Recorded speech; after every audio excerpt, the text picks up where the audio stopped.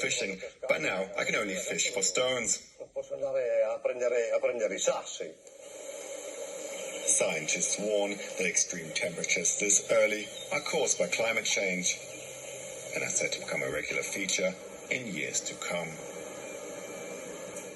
Alexander de May is a meteorologist and climate specialist in northern Italy.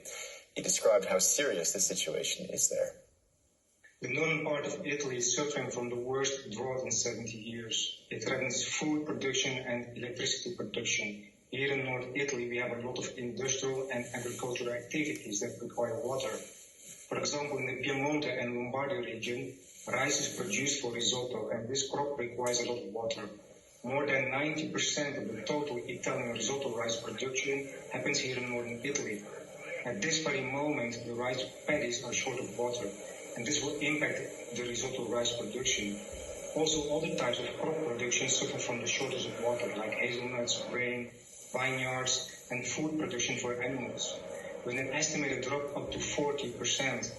This will impact the overall food production, with the result that the food price will increase. Then the production of electricity by hydroelectric power plants, which is about 50% of the country's supply, is down about 50% due to the shortage of water. Also interesting to mention is that the Adriatic Sea has entered the Po Delta about 10 kilometers inland, which is really something striking. Yeah. And just, can you tell us, I mean, as you were beginning to do the story of this drought, I mean, how did it appear? When did it begin? Did it come as a surprise?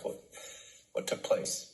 Well, I have a background as a scientist in air quality, meteorology, and climate change. So for me, this is not really a surprise. I live here in the northern part of Italy, and it hasn't rained since, or hardly rained since the December of last year. So almost for 6 months, we have seen very small amounts of rain.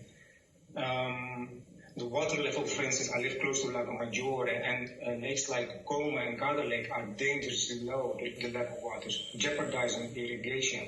And as I said before, this is not something new. Scientists from all over the world have shown in their studies that climate is changing. Their studies show that around the Mediterranean it gets hotter and drier.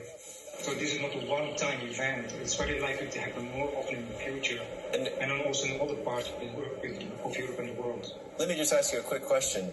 Is there anything that people there, or even the government of Italy, can do about this, or is it just a global phenomenon that requires global action? Exactly. It requires global action, and we need to change our habits in using energy, implement more and faster renewable energy, such as solar and wind parks.